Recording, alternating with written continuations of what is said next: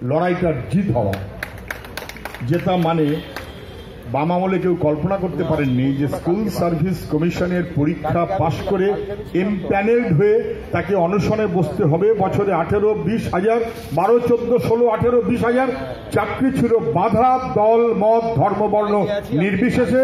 আজকে আমাদের বাড়ির সন্তানের মতন মেয়েরা এবং ছেলেরা তারা 18 দিন হয়ে গেল অনশনে বসে আছে। ওদের জিততে হবে, আর ওদের জেতার জন্য জরুরি বামফ্রন্টের জেতা, বিকাশ দার জেতা। এই মনোভাব থেকে লড়াইটা আমাদের সবার। লড়াইটা যদি এমন হতো যে তৃণমূলকে হারাতে হবে, হয়তো সহজ ছিল। লড়াইটা যদি এমন হতো যে শুধু বিজেপিকে হারাতে হবে, সহজ ছিল। বাস্তবে তৃণমূলকে হারানো সম্ভব বিজেপিকে হারিয়েই, বিজেপিকে হারানো সম্ভব তৃণমূলকে হারিয়েই। এটা না বুঝবার আমাদের কোনো কারণ নেই। যে তা না হলে অনেকের ধারণা আছে তো যে তৃণমূলকে বিজেপি খুব টাইট করবে। Bogus bogus. আমার ধারণা বিকাশ দা সেগুলো বলেছেন, অত আমি তার মধ্যে যাচ্ছি না। শুধু একটাই বাড়তি দুটি পয়েন্ট বলছি। লালু প্রসাদ যাদব জেলে থাকতে পারে যদি প্রধানমন্ত্রী চান, দিল্লির সরকার চান। এমন আদল ওরা করেছেন, এটা উচিত না, কিন্তু এমন আদল করেছেন। প্রধানমন্ত্রী বা বিজেপি বা দিল্লির সরকার চাইলে লালু প্রসাদ জেলে থাকতে পারে।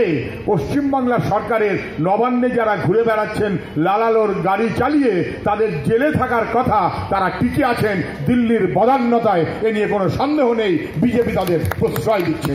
দিল্লির এবং রাজ্যের দুই সরকারের বিরুদ্ধে লড়াই আমাদের কাছে জরুরি। অথবা যদি সত্যি তৃণমূলের বিরুদ্ধে লড়াইয়ের কোনো বিন্দুমাত্র আগ্রহ দিল্লিওয়ালাদের থাকতো, তাহলে নারদা চিটফান্ডে সবার চোখের সামনে নেওয়া ঘুষ কাণ্ড 3 বছর ধরে এথিক্স কমিটি কেন বসেনি, তার উত্তর বিজেপি দিতে পারবে না। 3 বছর ধরে এথিক্স কমিটি বসেনি। তখন তো আমিও সাংসদ ছিলাম একজন।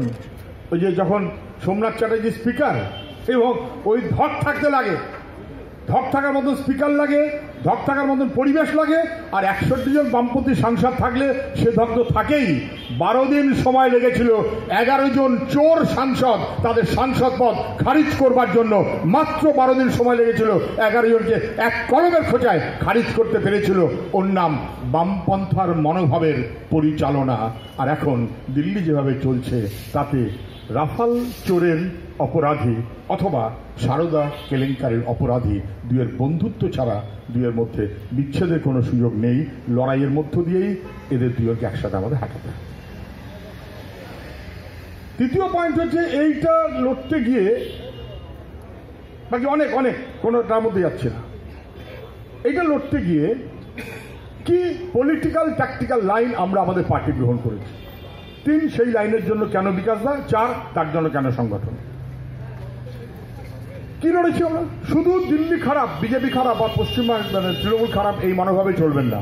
পজিটিভ ইলেকশন, এইটা বুকে চাপড়ে দম নিয়ে গর্ব করে বলতে পারবো আমরা। আমরা ছাড়া কেউ বলতে পারবে না যে আমরা বামপন্থী, আমরা কমিউনিস্ট, আমরা সিপিআইএম। সেই কারণে মানুষের লড়াইয়ের এবং মানুষের প্রয়োজনের প্রতি সবচাইতে বিশ্বস্ত আমরা। ওরা খারাপ শুধু সেটাই না, আমাদের চাইতে ভালো কেউ নেই। আমরা প্রমাণ করেছি বারে বারে। বামফ্রন্ট যখন ছিল না, তখন এই সমগ্র এলাকাটা ছিল পঞ্চায়েত এলাকা। বামফ্রন্ট যখন ছিল না, 1978 সালের বন্যায় আমি বিশ্ববিদ্যালয়ের ছাত্র, জোড়া ব্রিজের পর কাদা গদ হেঁটে অজয়নগর গিয়েছিলাম রিলিজ করতে, আমার এখনো মনে আছে। বামফ্রন্ট যখন ছিল না, তখন ইস্টার্ন মেট্রোপলিটন বাইপাসটাও হয়নি। আর বিকাশ দাদা যেখানে বাড়ি করেছেন, সেই চত্বরগুলো গড়ে ওঠেনি। পশ্চিমবাংলাটাকে গড়েছে শহর যেমন বামপন্থীরা, তেমনি গ্রামটাকেও গড়ে তুলেছে বামপন্থীরা।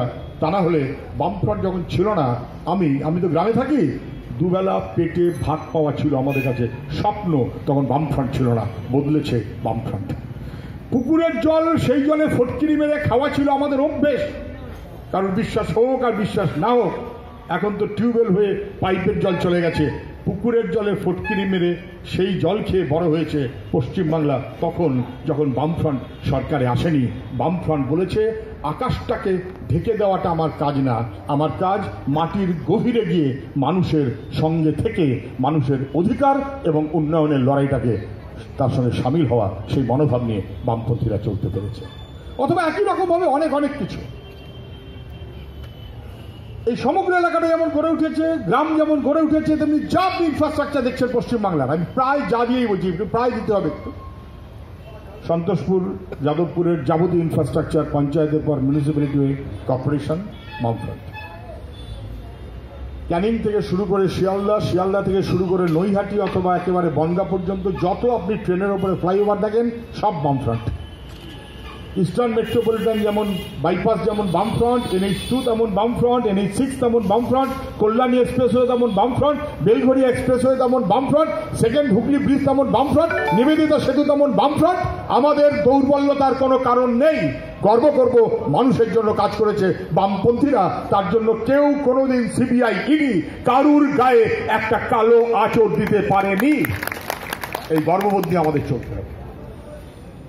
অথবা একই রকম ভাবে কেউ কেউ মাঝে মধ্যে প্রশ্ন করেন যে আচ্ছা বেশ তো বুঝলুম, বা বিধানসভা তো ওটা মানে হয়, লোকসভায় আপনাদের ভোট দিয়ে লাভ কি? দিল্লিতে সরকার করবেন? পারবেন না। দিল্লিতে সরকারে অংশ নেবেন? পারবেন না। তাহলে আপনাদের ভোট দিয়ে কোনো লাভ নেই। কখনো কখনো আমরাও সোয়েড হয়ে যাই, আমি কমরেডদের মনে করিয়ে দিচ্ছি। এই গর্ব বামপন্থীরাই করতে পারে। 2004 সাল 61 জন বামপন্থী সাংসদ, UPA 1 সরকার প্রতিষ্ঠিত হলো। বামফ্রন্ট UPA 1 সরকারকে সমর্থন দিল বলে সরকার প্রতিষ্ঠিত হলো। কেন দিয়েছিল? মানুষ বিরোধী, দেশ বিরোধী, ইতিহাস বিরোধী, সংবিধান বিরোধী মনোভাব নিয়ে চলা বিজেপি সরকার প্রতিষ্ঠা করতে দেওয়া যাবে না। ওরা আমাদের বললো মন্ত্রী হও, একজন দুজন না, 12-14 জন মন্ত্রী হতে পারে। আমরা বললাম মন্ত্রী হওয়াটা খুব গুরুত্বপূর্ণ, কোনো সন্দেহ নেই, দারুণ ক্ষমতা, কোনো সন্দেহ নেই। মানুষ আমাদের ভরসা করেছেন, মানুষকে অভিনন্দন। কিন্তু আমাদের ক্ষমতা অথবা মন্ত্রিত্বের জন্য রাজনীতি না, মানুষের প্রয়োজনে আমাদের রাজনীতি। আমরা মন্ত্রিত্বের চাইতে বেশি পছন্দ করব 100 দিনের কাজের আইন ভারতবর্ষে প্রতিষ্ঠিত হোক, সেইটা হচ্ছে আমাদের দাবি। সেই বন্দোবস্তটাই বামপন্থীরা করতে পেরেছে। তখন 61 জন বামপন্থী সাংসদ। আপনি যা যা দেখতে পাচ্ছেন, স্বামীনাথন কমিশন তখন যখন বামপন্থীরা 61, অসংগঠিত শ্রমিক কি হবে তার তত্ত্ব তালাশ, অর্জুন সেনগুপ্ত কমিশন তখন যখন বামপন্থীরা 61, সংখ্যালঘু মানুষ কিভাবে সে এগোবে তথ্য তালাশ তখন যখন বামপন্থীর 61 searcher committee, right two education তখন, রাইট টু ইনফরমেশন তখন, right two forest dwellers act তখন। কন্ট্রিবিউশন নেই বামপন্থীদের। বামপন্থীরা ছাড়া গরিব মানুষ তার লড়াইকে কে এগিয়ে নিয়ে যেতে পারে? 100 দিনের কাজের আইন যেমন বামপন্থীদের সময়, মানে ওই সময়, তেমনি মিড ডে মিলের যা গল্প দেখেন এখন ওই সময়, তখন যখন বামপন্থীরা 61। আমাদের কাছে গর্ব, আমরা 61 সংখ্যা নিয়ে মন্ত্রিত্বের অথবা অন্য কোনো ক্ষমতার চাইতে বেশি পছন্দ করি মানুষের ক্ষমতায়ন। তার মতন করে চলতে পেরেছি, হক আমাদেরই আছে মানুষের কাছে। সেই কথাটা পজিটিভলি পৌঁছবার এই পজিটিভ মনোভাব থেকে কমরেডরা চলবে। 3, আচ্ছা এই যদি চলতে হয় তাহলে কি সেই রাজনৈতিক লাইন, যে রাজনৈতিক লাইন নিয়ে CPM এগোচ্ছে? স্পষ্ট। পরশুদিন পর্যন্ত একরকম, কিরকম, কালকে রাত্রের পর আজকে সকাল দুপুর থেকে একটু আরেক রকম, কিরকম, কোনো গুলিয়ে যাওয়ার গল্প নেই না। কে বলেছে? কমিউনিস্টরা বুঝবেন সবচাইতে বেশি মানুষকে সঙ্গে নিয়ে মানুষের হয়ে লড়াই করার জন্য সবচেয়ে বেশি ঔদার্যের মনোভাব নিয়ে বরাবর চলতে পেরেছে বামপন্থীরা, কমিউনিস্টরা। এখন এই দুদিনের আগের ব্যাপার না যে 2016 সালে সমঝোতা না, জোট না, অমুক না তমুক না, এখন কি হবে না হবে, 25টা বেরোলো কি 17টা বেরোলো না, এসবের কোনো গল্প না। বরাবর 57 সাল স্বাধীনতা ঠিক পরপর দুর্ভিক্ষ প্রতিরোধ কমিটি তৈরি হলো। তার মূল শক্তি কমিউনিস্টরা। নেতৃত্ব হিসেবে তারা গ্রহণ করলেন PSPর নেতা সুরেশচন্দ্র মজুমদারকে। কে পারবে? রাজনৈতিক মতাদর্শে দৃঢ় থাকলে সে সবাইকে সঙ্গে নিয়ে চলতে পারে, প্রমাণ করেছে কমিউনিস্টরা। 67 সাল প্রথম যুক্তফ্রন্ট সরকার, 69 দ্বিতীয় যুক্তফ্রন্ট সরকার। মুখ্যমন্ত্রীর নাম কি? থতমত খাচ্ছ না বাবা, অজয় মুখার্জি। যুক্তফ্রন্টের মুখ্যমন্ত্রী অজয় মুখার্জি। তার চাইতে অনেক বেশি সংখ্যার MLA উপমুখ্যমন্ত্রী জ্যোতি বোসের পার্টি CPIM এ।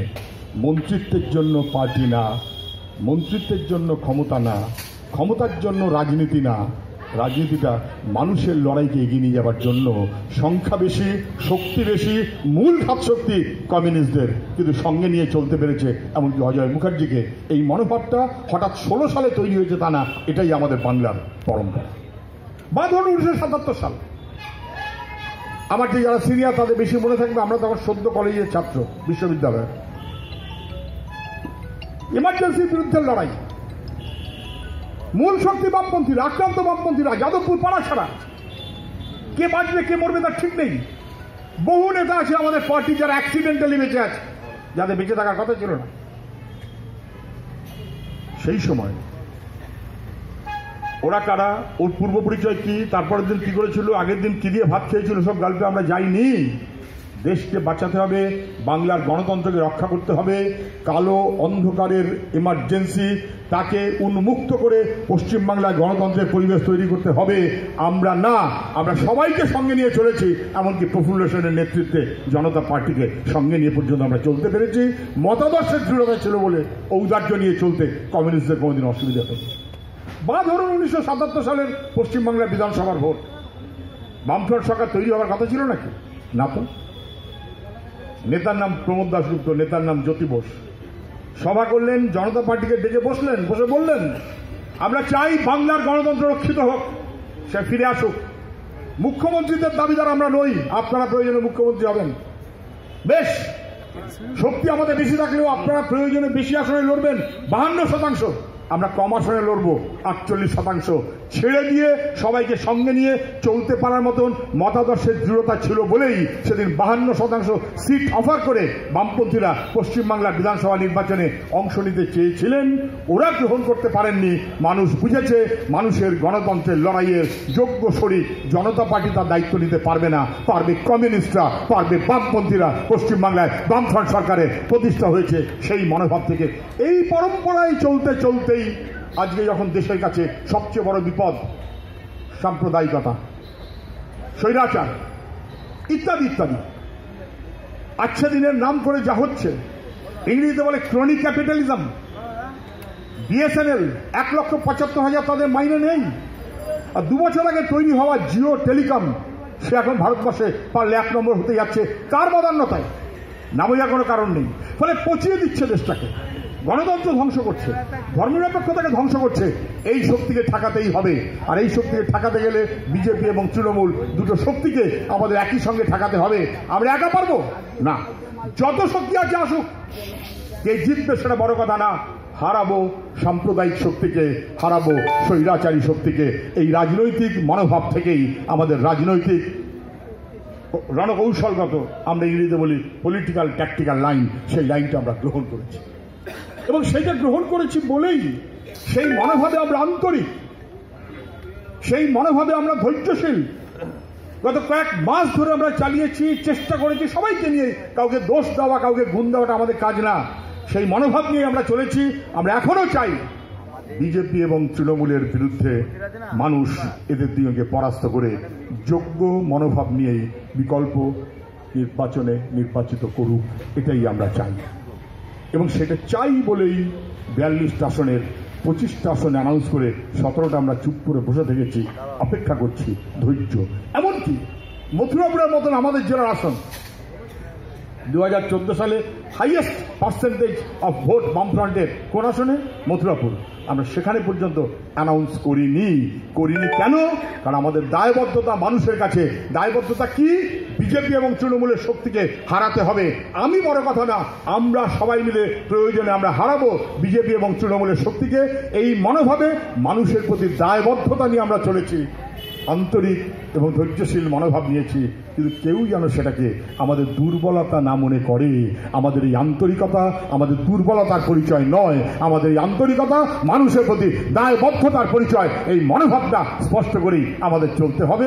সেই মনোভাবে আমাদের কমরেডরা চলবে এই লড়াইতে। অতএব এই কন্টিনিউটির এই লড়াইতে, অতএব এই বাংলা বাঁচাবার এই লড়াইতে, অতএব এই দেশ বাঁচাবার এই লড়াইতে বা মানুষ বাঁচাবার এই লড়াইতে কোনো সন্দেহ নেই বামফ্রন্ট, সিপিআইএম এবং অবশ্যই প্রার্থী হিসেবে যোগ্যতম কমরেড বিকাশ ভট্টাচার্য আমাদের কাছে ভরসার কারণ হোক। তার মতন করে আমাদের কমরেড হচ্ছে। দুটি কথা, বিকাশ দা মেয়র ছিলেন, আমি কোনো আলোচনার মধ্যে যেতে যাই না। কিন্তু গোটা যাদবপুরে এই প্রচারটা আমাদের ঠিক মতো করে করতে হবে। যাদবপুরের মানুষের সমস্ত ধাপে ধাপে এগোতে এগোতে চলতে চলতেই জল, জ্যোতি বোসের নামাঙ্কিত ধাপার জলাধারের প্রকল্প সমস্ত আলাপ আলোচনা ধৈর্য ধরে করে আমরা যখন সম্পূর্ণ করেছি, তখনকার কলকাতার মেয়রের নাম বিকাশ রঞ্জন ভট্টাচার্য। যাদবপুর শহর, টালিগঞ্জ সহ সব জায়গাতে ঠিক মতো করে জল পৌঁছে দিতে হবে।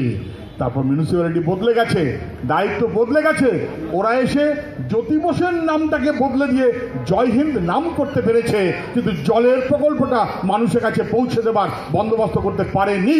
বামপন্থী না থাকলে এই দুর্বলতা আজকে থাকতো না, এটাও আমাদের কাছে স্পষ্ট। সেই মনোভাব থেকেই আমাদের চলা। আমার শেষ কথা হচ্ছে, তাহলে আমাদের করণীয় কি? প্রচুর মানুষ আমাদের এখানে শিক্ষিত, রুচিশীল, খোঁজ রাখেন, বোঝেন, আমার আপনার চেয়ে বেশি বোঝেন এমন বহু মানুষ আছে। আমি পার্টি কর্মীদের বলবো, আমি সব এই মনোভাব যেন আমাদের কোথাও কাজ না করে। আপনার বাড়ির পাশে যিনি আছেন, তিনি আপনার মতন টকটক করে কথা বলতে পারেন না হয়তো, আপনার মতন দৌড়ে দৌড়ে মিছিলে যেতে পারেন না হয়তো, আপনার মতো সময় নেই হয়তো, কিন্তু ওনার যে 10 জন বন্ধু আছে, সেই বন্ধুকে কোয়ালিটেটিভলি যদি অন্য কোনো চিন্তা থাকে, সেই চিন্তা থেকে আমাদের পক্ষে সদর্থক চিন্তায় নিয়ে আসবার জন্য আমার চাইতেও যোগ্য মানুষ আমার বাঁয়ে আছে, আমার ডাইনে আছে, আমার চারপাশের পরিবেশে আছে। এই প্রতিটি সাধারণ সমর্থক ভালো মানুষকে ব্যবহার করা, লড়াইটা শুধুমাত্র কমিউনিস্টের জন্য না, শুধুমাত্র পার্টির জন্য না, বাংলাকে বাঁচানোর জন্য, ভবিষ্যৎকে রক্ষা করার জন্য। ফলে কত বেশি বাড়তি মানুষকে আমরা কাজে লাগাতে পারি। আমাদের কম বয়স যুবক, তার চাইতে কম বয়স ছাত্র। আমি বিশ্বাস করি 18, 19, 20, 21, 22 বছর বয়সের কোনো ছাত্র অথবা ছাত্রী নেই যে মন থেকে বিশ্বাস করে যা চলছে পশ্চিমবাংলায় ভালো চলছে না, নেই। বিকল্পটা পাচ্ছে না, বিকল্পটা বুঝতে পারছে না, বিকল্পটা বুঝতে পারছে না বলে এবড়ো খেবড়ো হচ্ছে। তাহলে সংগঠনের কাজ কি? সেই যুবকটার কাছে, সেই ছাত্রটার কাছে তার মতন করে, তার ভাষায়, তার সঙ্গ নিয়ে হাজির হওয়া। কিভাবে সেটা সংগঠিত করব? কিভাবে সেই মহিলা চারপাশে প্রচুর প্রচুর খোঁজ রাখেন, তাদের নিজেদের বন্ধুত্ব আছে, এ শুধু হোয়াটসঅ্যাপ গ্রুপ দিয়ে করবে না ভাবলে হবে না। পার্সোনাল কন্ট্যাক্ট, হোয়াটসঅ্যাপ সহ অন্য ইনোভেটিভ কাজ আমরা নিশ্চয়ই করব, কিন্তু পার্সোনাল কন্ট্যাক্ট, মিছিল বড় হোক, মিটিং বড় হোক, তার চেয়ে অনেক বেশি জরুরি নিবিড় ইন্ডিভিজুয়াল কন্ট্যাক্ট। কে কাকে কখন কিভাবে তার মনটাকে স্পষ্ট করতে পারবেন, আমাদের পক্ষে সদর্থ করতে পারবেন, তার কম্পিটিশন হোক। 2016 আমাদের শেষ নির্বাচন। সেই নির্বাচন আমরা যে বুথে যে রেজাল্ট করেছি, যে শাখায় যে রেজাল্ট করেছি, যে চত্বরে যে রেজাল্ট করেছি, তার চাইতে পিছনে তো যাবেই না। তার চাইতে এগোবো, কতটা এগোতে পারবো, তার চাইতে এগোতে পারবো কিনা, এগোবার জন্য কার কি সাহায্য লাগবে, মোদ্দা কথা আমার দায়িত্বের বুথ অথবা আমার দায়িত্বের ব্রাঞ্চ 2016 চাইতে কতটা এগোতে পেরেছি, এটাই কম্পিটিশন, এটাই টেস্ট, এটাই দায়িত্ব। সেই মনোভাব দিয়ে গভর্নমেন্টরা চলবেন। সবাইকে অভিনন্দন জানিয়ে আমার কথা শেষ করছি। ইনকলাব জিন্দাবাদ।